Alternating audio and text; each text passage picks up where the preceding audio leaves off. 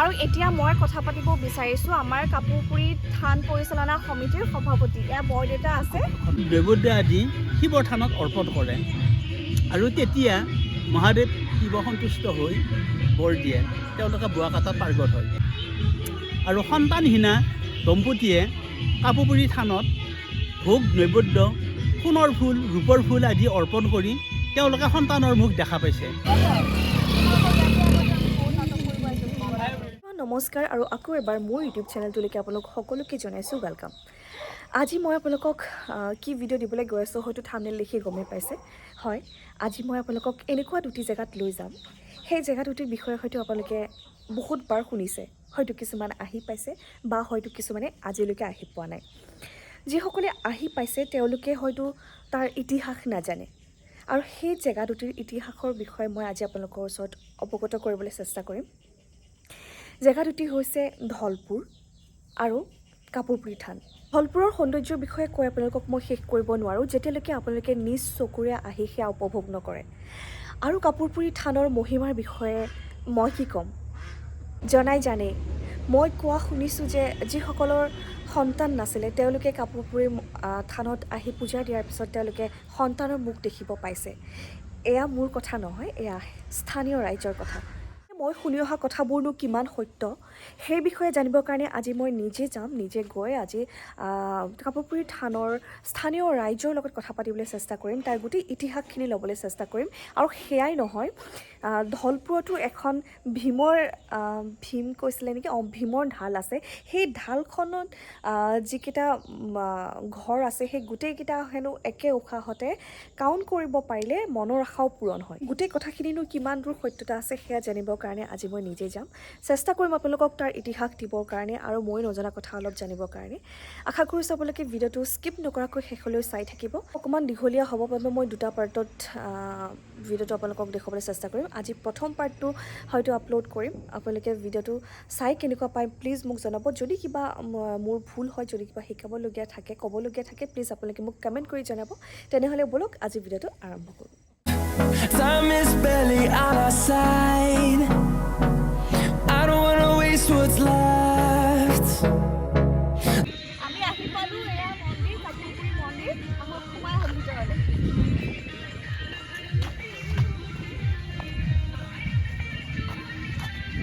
গোটেই পৰিৱেশটো দেখুৱাই দিম আপোনালোকক ভিতৰত সোমাই।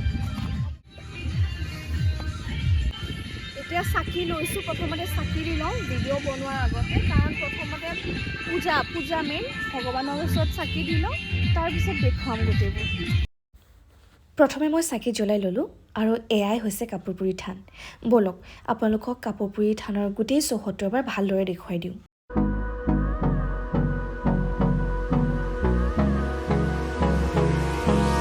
Hold me close till I get up.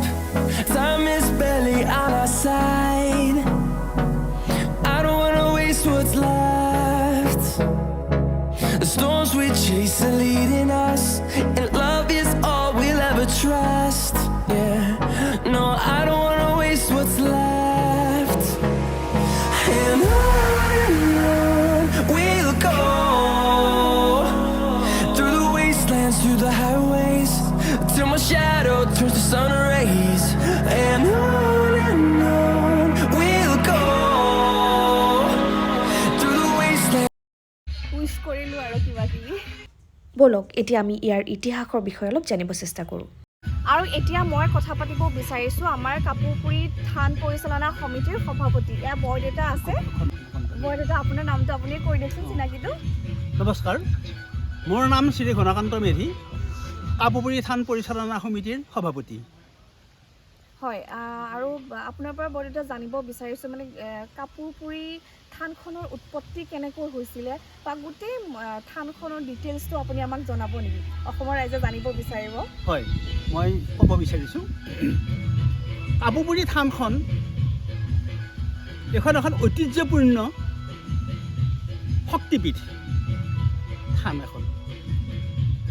এই থানখন বৰ্তমান থকা ঠাইৰ পৰা এসময়ত দক্ষিণ ফালে কিছু দূৰ দক্ষিণে অৱস্থিত আছিল। এটা নদীৰ পাৰত থানখন আছিল। গৰাখহনীয়াৰ কবলত পৰা হেতু এই থানখন স্থানান্তৰ কৰিবৰ বাবে আমাৰ মেধি বংশৰ দুগৰাকী বুঢ়ী আইতাক সপোনত দেখুৱালে। তেতিয়া বুঢ়ী আইতা দুগৰাকীয়ে ৰাতি লঘোণে থাকি পুৱা গা পা ধুই তেওঁলোকে শুদ্ধ মনে গৈ এখন কুলাৰ ওপৰত থানখন মেৰিয়াই ধূপ ধূনা শলা বন্তি জ্বলাই লৈ আহিছিল। সেই সময়ত ধূপ ধূনা শলা বন্তিৰ পৰা কিবা প্ৰকাৰে অলপ জুই লাগি মেৰাই অনা কাপোৰখন অলপ পৰা গ'ল। সেইকাৰণে কাপুপুৰী থান নামেৰে নামাকৰণ কৰা হ'ল। আৰু এই থানখন হৈছে পাৰ্বতী দেৱীৰ থান। আৰু এই থানখনৰ পূবফালে আন এখন থান আছে, সেইখন শিৱ প্ৰভুৰ থান। শিৱৰ থানত শিপিনীসকলে বোৱা কটা শিকাৰ কাৰণে গামোচা সূতা ভোগ নৈবেদ্য আদি শিৱৰ থানত অৰ্পণ কৰে। আৰু তেতিয়া মহাদেৱ শিৱ সন্তুষ্ট হৈ বৰ দিয়ে, তেওঁলোকে বোৱা কটাত পাৰ্গত হয়। এইটো জনবিশ্বাস আছে, জনবিশ্বাসে নহয়, তাৰ সত্য প্ৰমাণ মানুহে পাইছে। আৰু এইখন হ'ল পাৰ্বতী দেৱীৰ থান। এই থানখন এই কাপুপুৰী নামেৰে নামাকৰণ কৰা হ'ল। আৰু থানখনৰ মহিমা অপাৰ। ইয়াত যিকোনো বস্তু হেৰালে কাপুপুৰী আই ভগৱতীক প্ৰাৰ্থনা জনালে, ভোগ নৈবেদ্য অৰ্পণ কৰিলে হেৰুৱা বস্তু তৎক্ষণাৎ উদ্ধাৰ হয়। আৰু সন্তানহীনা দম্পতীয়ে কাপুপুৰী থানত ভোগ নৈবেদ্য সোণৰ ফুল ৰূপৰ ফুল আদি অৰ্পণ কৰি তেওঁলোকে সন্তানৰ মুখ দেখা পাইছে। তাৰ সত্য প্ৰমাণ আমি পাইছোঁ, আমাৰ গাঁও অঞ্চলতে তেনেকুৱা প্ৰমাণ পাইছে। গতিকে থানখনৰ মাহাত্ম্য অতি ডাঙৰ। আৰু থানখন যি ঠাইত আছে তাত এজোপা গছ, সেই এজোপা গছৰ লগত আৰু 6জোপা গছ লগ লাগি 7জোপা গছ হৈছে। প্ৰথম গছজোপা হ'ল তেতেলী গছ, তেতেলীৰ লগত কেন্দুৰ লগত সৰুৱা, বনবকুল, আহঁত, পাকেৰি আৰু জৰি, এই এজোপাৰ লগত 7জোপা গছ মিলি এয়া সপ্তবৃক্ষ বুলি আমি ক'ব পাৰোঁ। তাৰোপৰি সপ্তঋষি মণ্ডলো বুলি আমি নামাকৰণ কৰিব পাৰোঁ।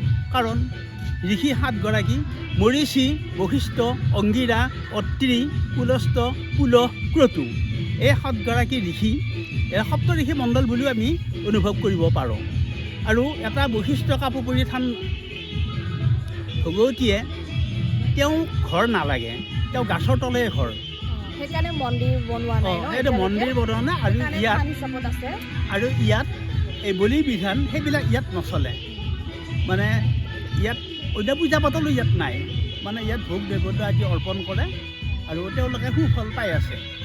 গতিকে এইখিনি থানখনৰ বিৱৰণ। এইখন আচলতে এখন ঐতিহ্যমণ্ডিত থান আৰু বনভোজৰ কাৰণে উৎকৃষ্ট ঠাই। বহু মানুহ আহে, বৰ্তমানো বনভোজ খাই আছে। বহু মানুহৰ সমাগম হয়। গোটেই অসমৰে মানুহ ইয়াত আহে, উজনি অসমৰ পৰাও বহু মানুহ আহে আমি গম পাইছোঁ। গতিকে এই থানখন এতিয়া যিখিনি উন্নতৰ ফালে আহিছে, এসময়ত এই থানখনৰ অৱস্থা সম্পূৰ্ণ বিপৰীত আছিল। এই থানখন হাবি জংঘলেৰে পৰিপূৰ্ণ। তাত বাঘ ভালুক নাই, তাত বাঘ, কিবা এটা হকৰা বাঘ বুলি কওঁ, হাপা, শিয়াল, এই বনৰীয়া হিংস্ৰ জন্তু এইবিলাক আছিল। তাৰোপৰি বনৰীয়া গাহৰি ইয়াত বহুত আছিল। বনৰীয়া গাহৰিৰ ভয়ত মানুহ আহিব নোৱাৰে। এটা লুংলুঙীয়া বাট জংঘলৰ মাজেৰে, তাৰোপৰি কাঁইটীয়া বাঁহ, বেত, গছ গছনিৰে পৰিপূৰ্ণ। সেইকাৰণে মানুহ আহিবলৈ ভয় কৰে। ৰাতিৰ ভাগততো আহিব পৰা উপায়ে নাই, দিনৰ ভাগত কিবা কৰি মানুহখিনি আহে। তাৰপিছত ক্ৰমান্বয়ে থানখনৰ উন্নতিৰ দিশে আহিল। থানখন বহু বছৰ পুৰণা। তাৰ মানে এটা আনুমানিক, তেতিয়া আমাৰ দৰং জিলাখন কোচ ৰাজ্য আছিল। 1616 চনত বলিনাৰায়ণ ৰজাক ধৰ্মনাৰায়ণ নাম দি আহোম ৰজা প্ৰতাপ সিংহই দৰঙৰ কৰদলীয়া ৰজা পাতিছিল। আৰু তাৰে কিছু পিছৰ পৰাই এই থানখন প্ৰায় 500 বছৰ অধিক কাল বুলিয়ে ক'ব লাগিব।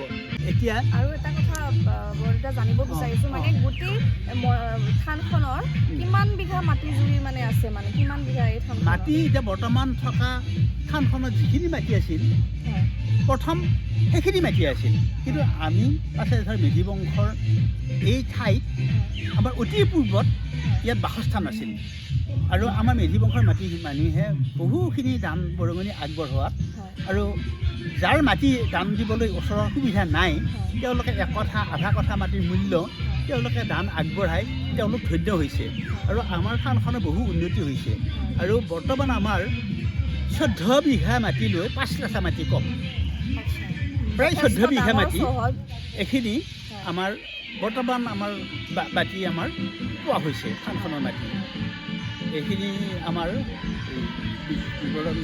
ধন্যবাদ বৰদেউতাই খুব ধুনীয়াকৈ বুজাই দিলে আৰু আপোনালোকে ইয়াতে আহিব যি অসমৰ অলৰেডি বহুত মানুহ আহিছে অসমৰ চুকে কোণে পৰা এতিয়া বহুত ৰাইজে জানে এই কাপোৰপুলি থানৰ বিষয়ে আৰু যিসকল অহা নাই মই গোটেই ডিটেইলছখিনি ইয়াতে দিয়ে দিলোঁ আপোনালোক আহিব আপোনালোক ধন্য হ'ব আহিলে থেংক ইউ আৰু এতিয়া মই দেখোন শিৱ থানখন এই পূবফালে আছে বুলি কৈছিলে যে বৰদেউতাগৰাকীয়ে সেইখন থানলৈ লৈ গৈ আছে আপোনালোকক এইফালৰ পৰা আহিব লাগিব দেখুৱাচোন এনেকৈ এইফালৰ পৰা আহিছোঁ এইফালে পাৰ্বতী আই থানখন আছিল যে তাৰ পৰা এনেকৈ নামি আহিব লাগিব আহি এইফালে এয়া শিৱ থান এইখন এতিয়া বন্ধ হৈ গৈছে মানে পূজাৰী গুচি গ'ল ঘৰলৈ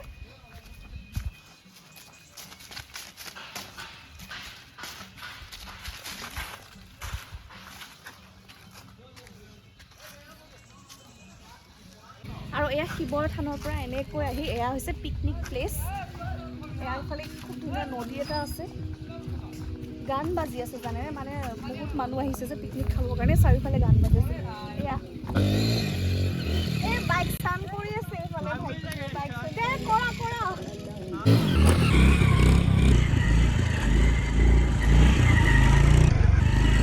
পিকনিক খাব আহিছে ইয়াতে ভাত বনাই আছে আমিও খাই যাম যাওঁতে আহিবা আৰু কি বনাইছে দেখাব লাগিব তো ইয়াতে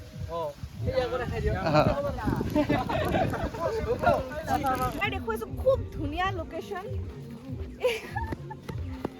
এয়া চাওক কি মজা এইটো নদী হয় সেইফালে চাপৰি আছে চাপৰিত ইমান ধুনীয়া ধুনীয়া লোকেশ্যন আছে ৰবা ৰবা এনেকৈ দেখুৱাই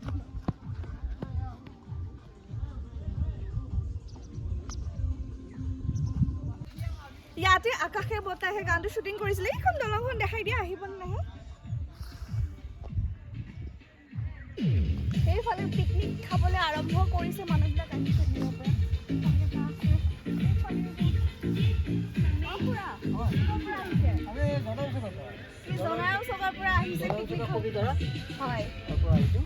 আচ্ছা কি বনাইছে আজি খানাত কি আছে আচ্ছা দালি চব্জি সৰু আলু ভাজি পাপৰ চাটনি আৰু এইটো কদৈ টেঙা আৰু বিলাহী মজা খানা আৰু আজি টেষ্টি টেষ্টি খানা আৰু হ'ব দিয়ক নতুন বছৰ শুভেচ্ছা আগতীয়াকৈ